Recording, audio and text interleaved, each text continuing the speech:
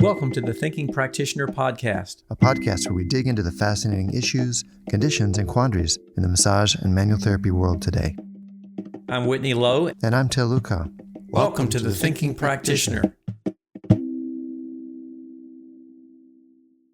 The Thinking Practitioner podcast is proudly supported by ABMP, Associated Bodywork and Massage Professionals, the premier association for dedicated massage and bodywork practitioners like you.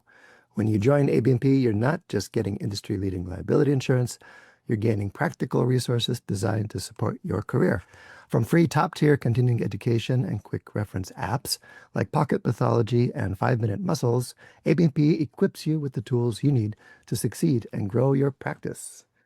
ABMP is committed to elevating the profession with expert voices, fresh perspectives, and invaluable insights through CE courses, the ABMP podcast, Massage and Bodywork magazine, which features industry-leading writers like my co-host Whitney Lowe, who is not here today. He's still dealing with the results of a wildfire that burned his property, spared his house, but still creating lots of headache for him. So send him some good thoughts. Anyway, I write for Massage and Bodywork magazine too. And Thinking Practitioner listeners like you can get exclusive savings on ABMP membership at abmp.com/thinking. Join the best and expect more from your professional association. Well, welcome back, everyone. Today, I'm talking about something that maybe every body-based practitioner encounters, either in themselves or in their practice, even if we don't often talk about it or give it a name, and that's disgust. It's one of those deep, visceral, we could say, gut-level emotions that help us sense when something feels off or unsafe, but it can also invisibly or unconsciously shape how we respond to the world, to clients, to ourselves, and how we navigate closeness, boundaries, and difference in our work. So understanding disgust, what it's for, when it's helpful, when it can even misfire, can help us show up with more clarity and compassion. And to help us unpack that, we're joined again by our returning guest, the unparalleled Todd Hargrove. Todd, you're a certified Rolfer and a movement educator, a longtime bodywork practitioner, and you're the author of A Guide to Better Movement and of Playing with Movement. And a lot of our listeners will know about your blog at bettermovement.org, where you blend neuroscience, somatics, and practical insights. Welcome back, Todd. Thanks for having me. So your recent article on disgust caught my eye because not many people are writing about it in the way you were. And I got interested in the topic as a part of a deep dive into inflammation. I realized at some point inflammation was such a key factor in so many of the things that I was thinking in my practice, but also in myself and in my family, and want to understand it better, and came across this idea of the behavioral immune system, and got intrigued with the ways that our behavior is part of that mechanism. And I don't know if it's works two ways, but the ways that our feelings, emotions, reactions are a reflection of, or maybe influence our physiological processes as well.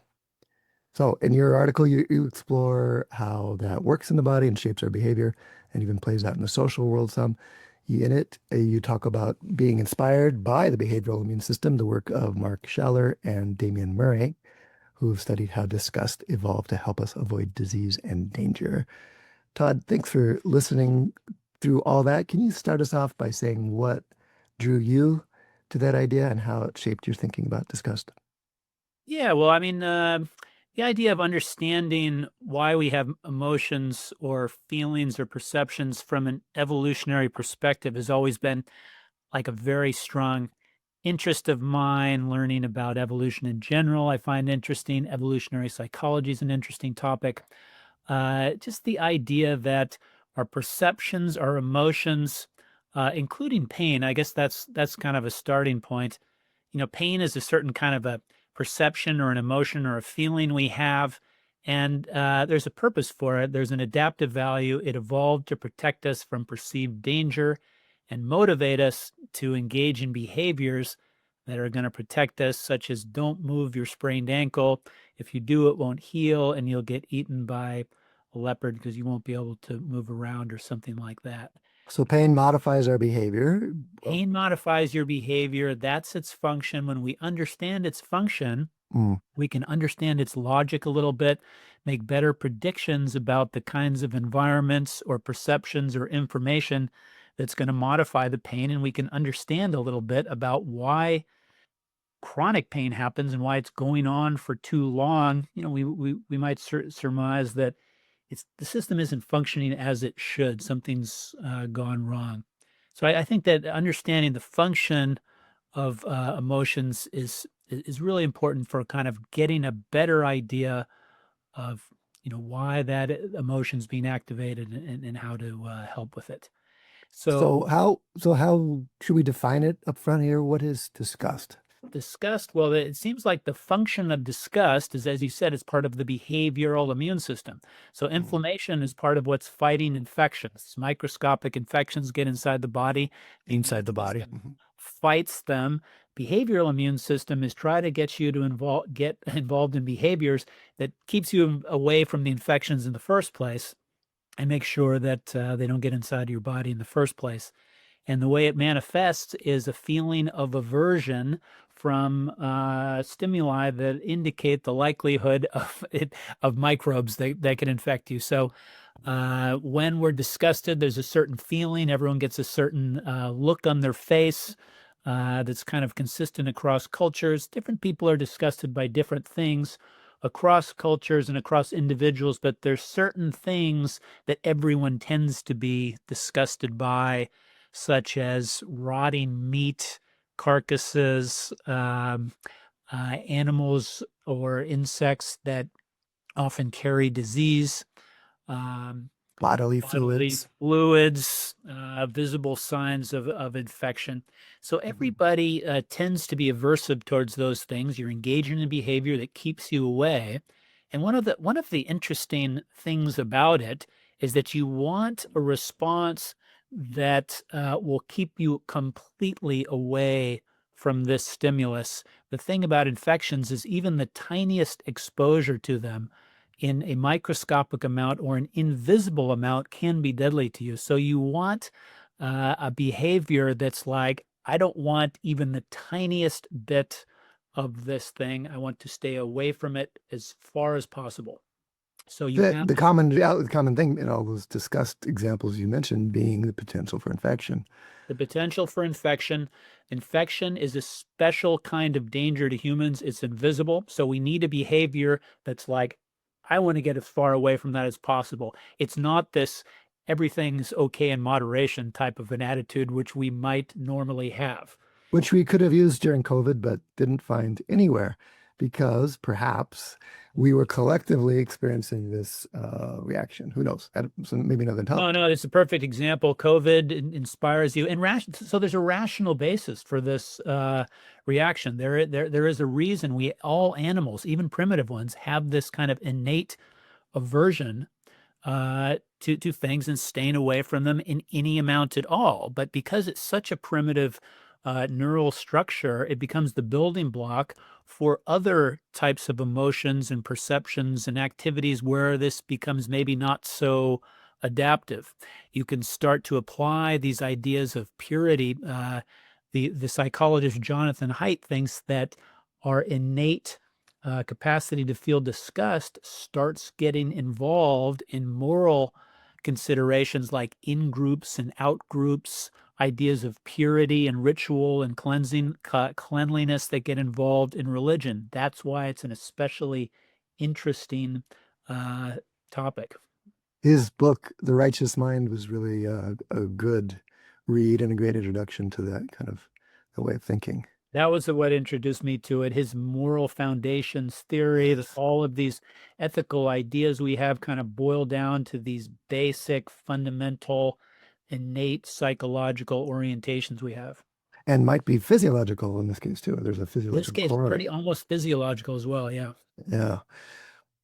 Okay. So why do some people seem more easily disgusted than others? Or why are some things disgusting, some not? Well, Any there's of those there's differences? this pretty much everyone's disgusted by those kind of 4 or 5 categories of stimuli that I mentioned, like the rotting meat and the carcasses and things like that. But you can start to develop these kind of idea systems and cultural ideas, which are kind of applying the disgust idea to um, different considerations. So there's a lot of uh, religions that have food purity laws. So this idea that some things are impure starts to get involved in the way they eat in their diets. And it kind of makes sense that diet would be an especially connected idea to this behavioral immune response. When I was part of what got me interested in this idea of disgust as well was when I used to read a lot about nutrition online in the 2000s and all these nutrition blogs, I noticed people are very, very sensitive about this issue. The idea that a certain kind of food is toxic or impure.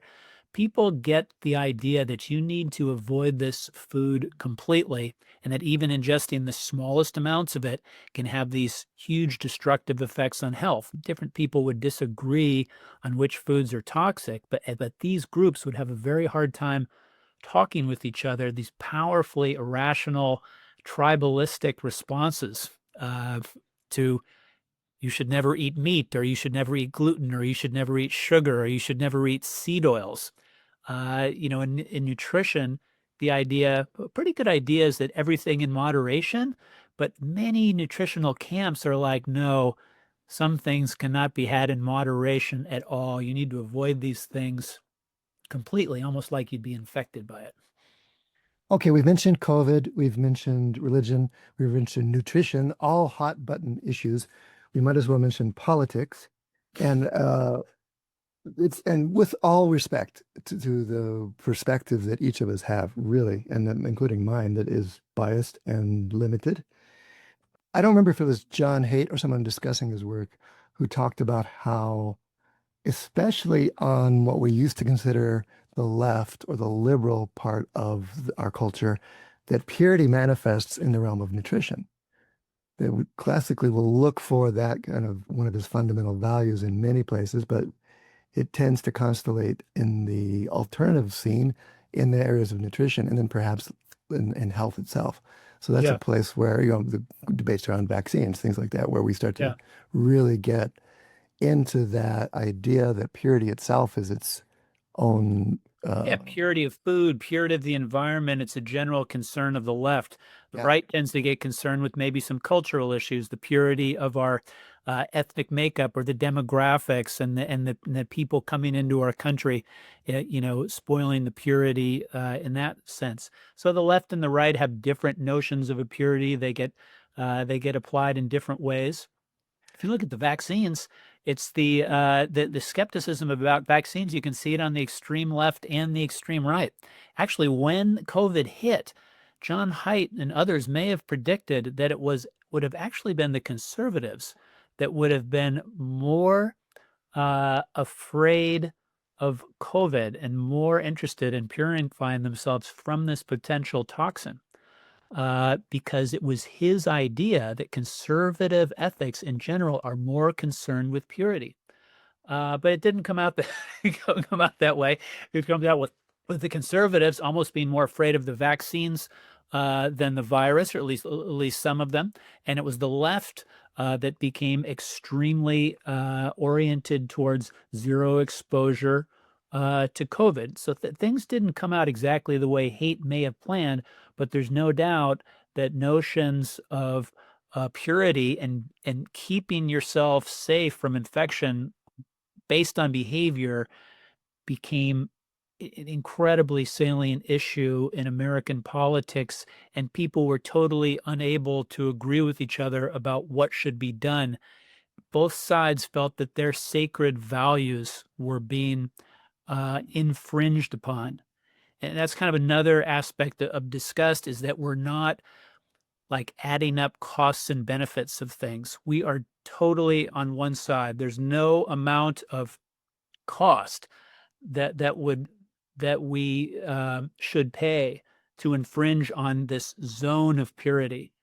Once you're in the zone of purity, there's no infringement in there that we can have at all. So for some people, it was needles in the arms. Some people, it was the government telling them what to do.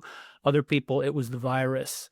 And the sides couldn't talk to each other at all, because you're looking at sacred values here, which cannot be quantified or We scaled cannot in that sense. quantify those things at all. That's exactly right. And with the virus, you can't quantify how much is safe to have. It has to be a zero amount. And with a sacred temple or a sacred site or a sacred land, there's no amount of infringement on that that's okay. Now I'm sure we're offending someone already. It's impossible to talk about these I'm sure we things. are. Yeah. Yeah, it's impossible to talk about these things without somehow making generalizations that aren't accurate or even offensive. So, Right. my apologies as a host, but I'm so glad we are talking about it. And my own reading on this with Haidt and others really helped me understand the landscape and the differences I encountered with people, not just in the realm of how they felt about COVID, but even the ways they feel coming in about to my practice about their own bodies, say, or the ways that students who would come to my trainings would talk about their clients, about having difficulty with certain clients or certain body styles or things like that. It really started to help me map out like this is our innate or behavioral immune system in some ways manifesting itself in our preferences. And Yeah. I mean, and kind of bringing this, away from politics, where we're just going to offend people, and I'm not in any way an expert on that, and to something more related to therapy. If you're talking about health and you're talking about toxins, you may be activating an overprotective response. mm, OCD, people with more OCD are more tend to have a higher response to disgust than other people. Obsession with correct eating, orthorexia or anorexia, excessive avoidance of certain kind of dietary things. It shows up less in people trying to purify their movement patterns, but it does show up with people that are extremely concerned with posture or correct movement patterns, not anywhere near as much as diet, because that's like literally taking something into your body. uh, I have had clients who are very, very concerned with, this movement is killing you or this posture is killing you, and the idea that even tiny amounts of that, dysfunctional movement pattern is going to be bad for you, and they're kind of ignoring the fact that everything in moderation, and in fact, small amounts of toxic things can actually be good for you, from hormesis, right? From the idea that what doesn't kill you makes you stronger. tell us a little more about that. Yeah, so the dose makes the poison in many cases, and the dose makes the cure. And sometimes small doses of things that are bad for you. Well, exercise. Exercise is a stress. It's a stress in the body. Too much of it will kill you, but and too little of it won't do anything for you. But the right amount of stress in the body is good. There's all sorts of stresses and kind of dangerous things in the world that can build us up and make us stronger. There's some of them you do like you don't want to get any amount of COVID, probably, probably, but it does build immunity. So isn't part of the difficulty in talking about these things the differences in how we feel about absolute anything versus relative anything? So absolute purity means like no molecules of this or no viral particles or no amount is going to be good. Relativism, which is the counterpoint, would say, well, it's all shades of gray, and if we can quantify it or put it in some kind of proportion, then maybe we can manage the risk. Aren't those two fundamentally different ways of looking at things part of what we run into? Yeah, I think the problem is figuring out which is which. I mean, there are some cases where you do need to really avoid tiny amounts of things. That's why Disgust got there in the first place. But it just ends up applying to so many other situations. And it's not just Disgust; it's other types of, um, uh, you know, uh, behaviors that are either tribalistic or kind of biased in one way or another, biased in favor of protecting you from a perceived threat, and you become overprotective.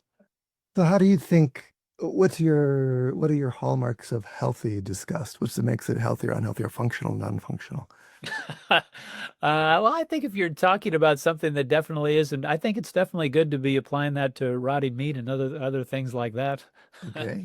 But I think it's good to be aware of the cases where it's really kind of driving some some ideas where it's just not applicable at all. Like in the realm of politics, you hear people talking about impure people on the other side who are like rats or vermin or these animals that we're all disgusted in. That's obviously does a lot more harm in the world than it does good.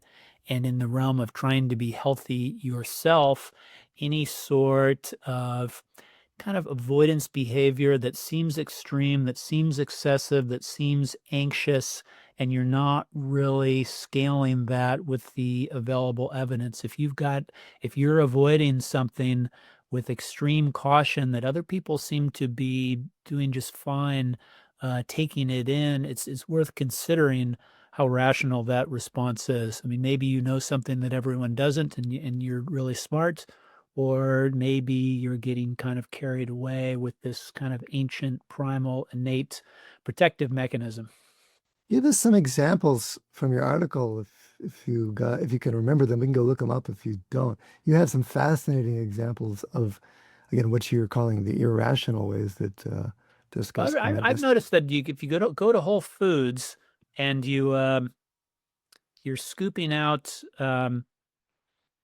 what is it like if you're scooping out some of the bulk items, there's organic items and there's inorganic items, and they have different scoops.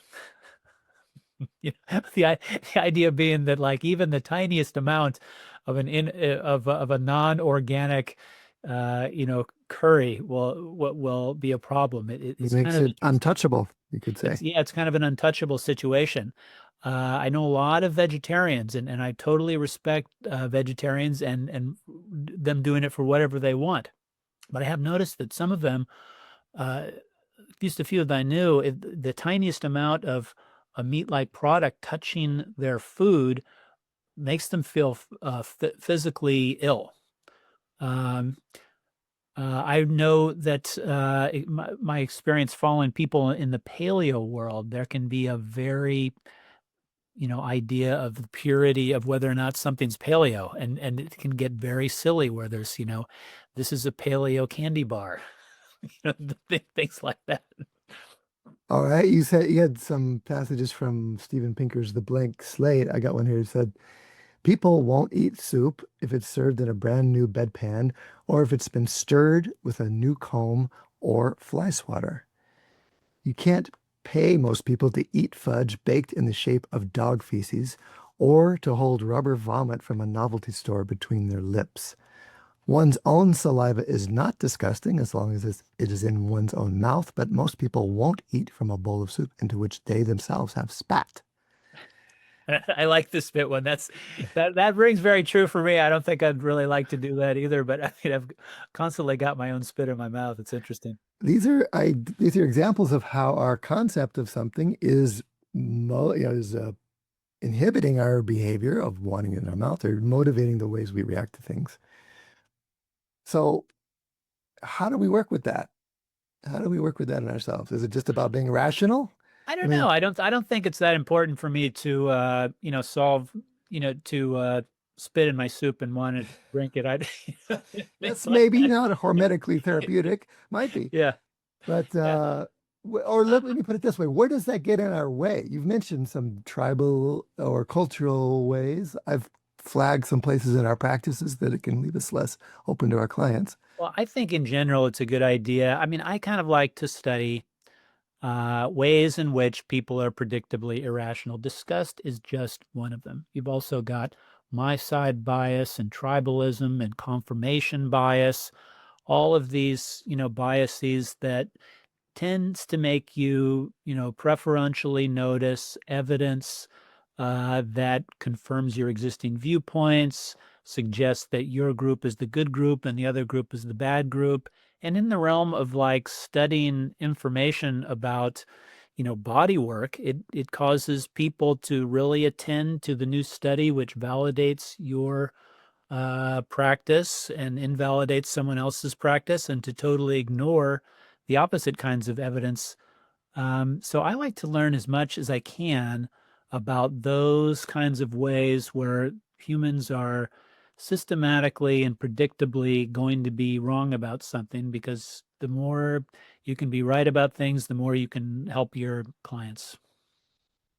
Yeah, I think understanding it as a shared human mechanism that's at work in me too. Even if I see people's disgust reactions that don't make sense to me, it's at work in my own uh, predispositions to attitudes. Yeah, it's something that's kind of like, I mean, all of this stuff is so divisive and polarizes, and it causes people to fight, that I think it's a little bit humanizing to Uh, realize that all of us have some version of this thing in the back of our minds that's driving us, and it's driving us in different ways. But everyone thinks something is sacred. Everything one thinks something is untouchable.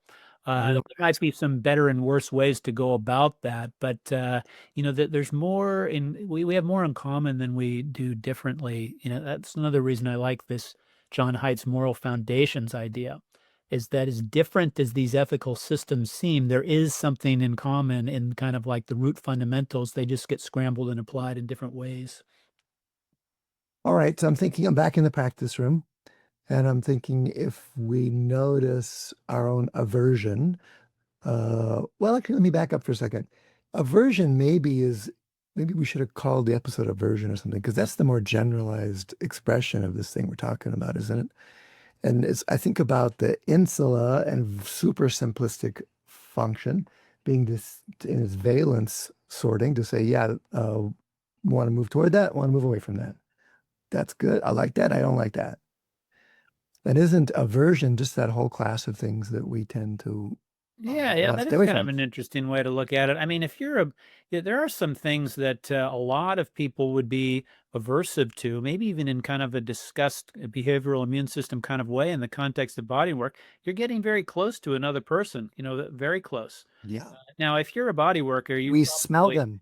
We smell what? them. We smell our Yeah, you smell clients. them, smell them. So this Yeah. disgust is very related to smell and taste. Um, I assume that, your average body worker has gone a long way towards getting over whatever version is there. That's That's their part of job. That's what they've done. The client, maybe not so much. I mean, I'm sure body workers know this as well. So they're not going to be as comfortable. They're having some sort of a protective response when you're getting close to them. And that is something that, body workers learn how to deal with that. use But yeah, deodorant, for example. what? Yeah. Use deodorant, for example. Using Yeah. deodorant as a body worker. But Yep. they have an aversive, even as much as they want touch and they want intervention, there's a part of them which is reacting defensively to someone getting really close. They being the client, you're saying. Yeah, they Yeah, being the the client. client. Yeah. Yeah, yeah. Yeah. Okay. So are there somatic or mindfulness or thought-based or awareness practices that you think could shift that, or is that a useful thing to think about? I don't know, just kind of like going back to this, like studying studying the way we work in general. I think Uh, more that we kind of look at, we kind of get outside of ourselves and look at how things are working and how they're functioning and why we're doing what we're doing. It helps us understand ourselves. It gives it makes these irrational forces a little bit less powerful. It certainly doesn't make them go away. yeah. But I think that's what we're trying to do with meditation. But I think you can kind of do it in the more scientific way as well by, with the evolutionary psychology, studying cognitive biases, things like that. A cognitive approach to understanding the ways that that shapes our thinking and reactions to things. How about movement, play, interceptive awareness, exploring the edges of our usual or our Yeah, well, I've always kind of looked at that as a way to, kind of getting towards, pain. That's a uh-huh. protective thing. And Yeah. when you're playing around with movement, part of what you're doing is playing around with risky movements and dangerous movements. When kids play with movement, they are jumping off of things, they're climbing on top of things, they're roughhousing, they're basically getting pretty close. How far can I go without getting hurt? How close can how much can I tolerate the scary emotion? And they're trying to kind of calibrate their pain alarm system to not have false alarms, but to let them know when something actually is a problem. So you come Yes. up against the border of what's acceptable and you kind of figure out where it is. And the first time you expose yourselves to, and I've seen my kids go out and play soccer for the first time and they get hit with the ball in the leg or something like that. It's this very sensational, spanking, smacking type of a thing. And they don't know what that is. I had a girl that was very tough. She'd done roller derby, lots of things, but she got out and played soccer and she gets this smack. And there's this, what the hell was that? Look on her face. And then she starts crying. And then within a few minutes, she realized this is completely stopped hurting and it's fine. And the next time it happens, it like literally doesn't happen at all. It doesn't hurt at all. Same thing with falling down. Kids are running around. They fall down. They smack hit the ground. They look at their parents and they say, what just happened? Yeah. Am I really hurt? And if the parents go, oh my God, sweetie, then they'll start crying. But if you go, I think you're okay, then they're more, oriented towards maybe I'm okay. But, they're just kind of like finding out, is it okay? And so we could apply that to our clients coming in and telling us their body diagnoses, stories, symptoms, and looking at us for, is that okay? Yeah, is that okay? And to me, there's kind of like two kinds of clients. There's the clients that are doing too much and it's not okay, and they're not really noticing it. Uh-huh. These are like the CrossFitter marathoners that are running through pain and just going and going and going, or they sit at the computer all day, even though something really hurts. And the protective signal, the pain is getting louder and louder and louder and louder. They're not listening to it. And it's not okay. And then there's the other people that are exactly the opposite, and they're the do too little people, and they're very overly protective.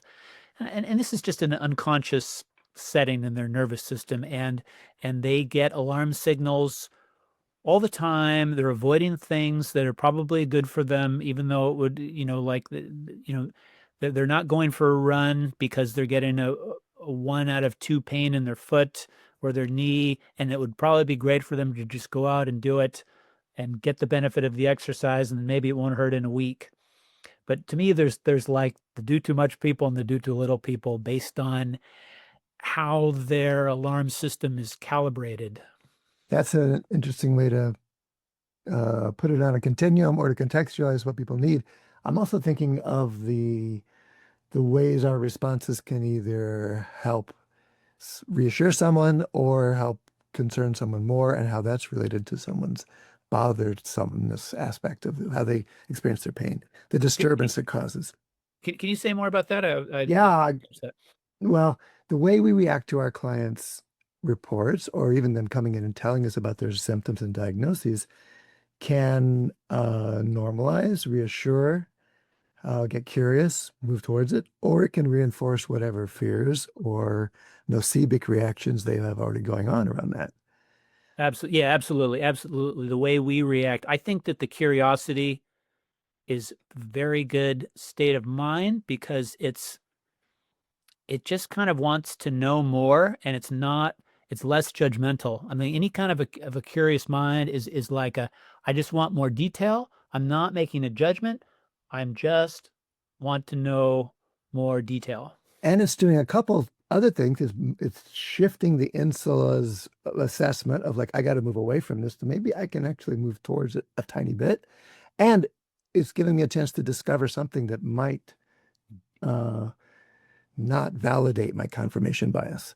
It's something new, something novel that I didn't expect and might actually shift.